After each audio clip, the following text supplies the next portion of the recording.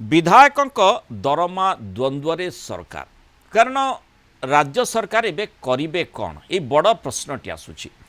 विधायकों दरमा भत्ता संपर्कित बिल विधानसभा तो पास हो जाइछि, राज्यपाल सम्मति पाइबा पई अपेक्षा रही। जहाँ नियम रही राज्यपाल बिल फेरई पारिबे नाही।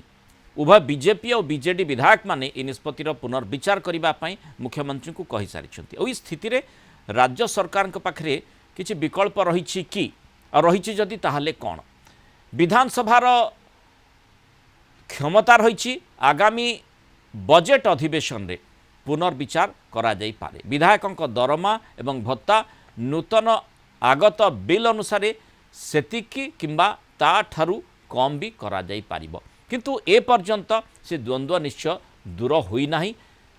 कौन करा जाई पारे, सरकार की निष्पत्ति नेउछंती एवं सरकारंकर पदक्षेपटी बा जो प्रक्रियाटी रही कौन होई पारे, जो प्रक्रियाटी को अनुशीलन करा जाई पारे ता उपरे नजर रही, किंतु द्वंद्व एबे मध्य जारी रही। विधायक बा पूर्वतन विधायक मानकर जो वेतन पेंशन जो भरी भाव में बढ़ेले एते अधिक परिमाण बढ़ेले एटा बढ़ेबा उचित नथिला। आमे जानिचु प्रति 7-8 वर्ष थरे विधायक पूर्वतन विधायक मंत्री मुख्यमंत्री बाचस्पति दरमा बढ़ी थाए, किंतु एते परिमाण बढ़िबार केबे हमर अनुभव नाही कि अभिज्ञता नाही।